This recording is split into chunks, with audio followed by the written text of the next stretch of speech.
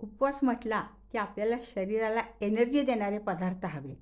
तेलकट, आंबट, तिखट असे जास्त नको, की जेणेकरून आपलं आरोग्य चांगलं राहील. असा हा एक पदार्थ म्हणजे हा लाल भोपळा. याला कोणी काशीफळ म्हणतं, कोणी डांगर म्हणतं, पण आहे अतिशय आरोग्यदृष्ट्या परिपूर्ण.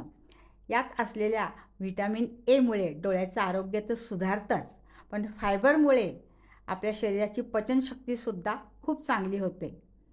तर त्यामुळे असा हा आरोग्यदृष्टी असणारा हा लाल भोपळा किंवा काशीफळ किंवा डांगर आज आपण करणार आहोत. त्याचीच खीर, पण एका वेगळ्या मस्त एक घटक टाकून, की जेणेकरून तुम्हाला ही खीर खूप आवडेल. आणि अशी ही उपवासाची खीर. त्याच्यासाठी हा मी एक 150 ग्राम हा भोपळा आहे. तुम्ही आपल्या आवडीप्रमाणे कमी जास्त करू शकता. आणि साल काढायची काही गरज नाही, कारण की किसल्यावर पाठीमागचा जो हिरवट भाग आहे तो तसाच राहतो. तर हा भोपळा मी असा किसणीने छानपैकी खिसून घेतलेला आहे. तुम्ही बघू शकता कलर पण चांगला आहे. हा आपण एका वाटीमध्ये काढून ठेवूया. आणि आता याची आपल्याला करायची खीर. तर याच्यासाठी आणखीन आपल्याला काय काय लागणार आहे हे आपण बघूया. तर इथं मी घेतले ड्रायफ्रुट्स. तुम्ही या खिरीसाठी ड्रायफ्रुट्स घेतलेच पाहिजे असं काहीही नाही. तुम्ही हे ड्रायफ्रुट्स न टाकता सुद्धा ही खीर केली ना, ही तेवढीच पौष्टिक बनते. हां, आता हा मुख्य घटक कोणता या खिरीसाठी खास? तर हे मी एक मोठा चमचाभर साबुदाणा घेतला, भिजवलेला, छान भिजवलेला साबुदाणा आहे. एक चमचाभर तूप आणि आपल्याला जशी रिक्वायरमेंट असेल तशी ही साखर. कोणाला अगदी बिन साखरेचा जरी खीर केली तरीसुद्धा छान लागते. अशा कमी साहित्यात होणारी ही उपवासाची खीर अतिशय रुचकर आणि खूप चविष्ट बनते. तसं आता मी पॅन गरम करायला ठेवलेला आहे आणि एक चमचाभर आपण याच्यामध्ये तूप टाकायचं आहे. आणि लाल भोपळा तर आपण किसून घेतला. याला गंगाफळसुद्धा म्हणतात बरं का लाल भोपळ्याला. आता या तुपामध्ये आपण हे जे ड्रायफ्रुट्स आहेत थोडेसे परतून घेऊया. मी म्हटल्याप्रमाणे ड्रायफ्रुट्स जे आपल्याकडे अवेलेबल असतील तेच टाका. नसता काही नसेल तर ते सुद्धा टाकायची गरज नाही.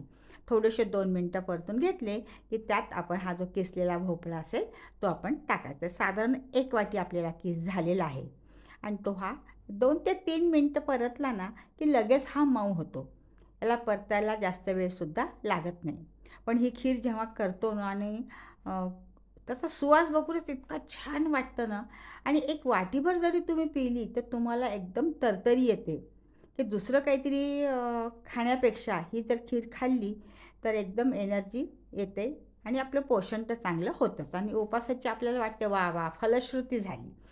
उपास केल्याचं समाधान. छान परतला आहे मी 3 ते 4 मिनटं. आणि याच्यामध्ये टाकायचं एक पेल्याभर दूध, म्हणजे साधारण 200 ग्राम हे दूध आहे. तुम्हाला जर पातळ हवी असेल, थोडंसं त्याची कन्सिस्टन्सी कशी हवी त्याप्रमाणे दुधाचा वापर आपण करू शकतो. आता मी हे 200 ग्राम एक पेल्याभर दूध टाकलेलं आहे. आणि याच्यातसुद्धा एक 3 ते 4 मिनटं आपल्याला शिजू द्यायचे. कारण की एक उकळी आली पाहिजे. कारण की हा आपला जो केस आहे तो आधीच आपण परतून घेतल्यामुळे मऊ झालेला आहे. बघा तुम्ही, छान उकळी आलेली आहे बघा आता. मस्त उकळी आली आहे आणि छान ही खीर शिजती आहे याच्यामध्ये. आता यामध्ये आपण टाकतोय जो भिजवलेला साबुदाणा होता तो टाकतो. आता का टाकायचा? तर खरंच ना ही खीर खाताना म्हणजे त्याचा दाटसरपणा तर येतोच साबुदाण्यामुळे, पण ती खाताना इतकं छान लागतं ना, की दाताखाली तो असा मस्त साबुदाणा आला, की त्याची चव पण खूप भन्नाट लागते. खूपच छान खीर होते ही.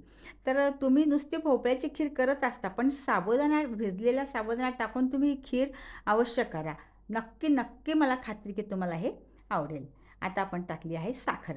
भोपळा हा आधी थोडासा गोडसरच असतो, त्याप्रमाणे साखरेचं प्रमाण आपण कमी जास्त करू शकतो.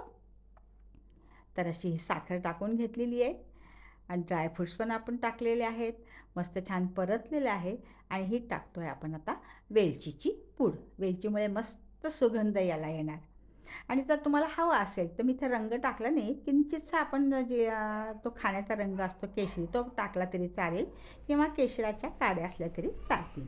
पण इथे मी ओरिजिनल रंग जो आहे तोच ठेवला, याच्यात काही रंग वगैरे टाकलेला नाही.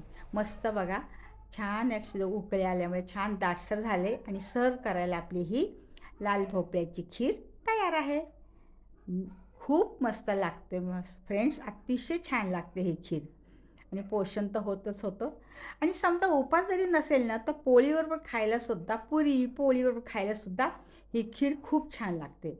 मुलांना खूप आवडेल आणि वाढत्या वयातल्या मुलांना तर ही खीर तुम्ही अवश्य द्या.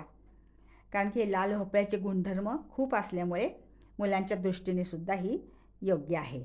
तर अशी ही लाल भोपळ्याची खीर करा, एन्जॉय करा.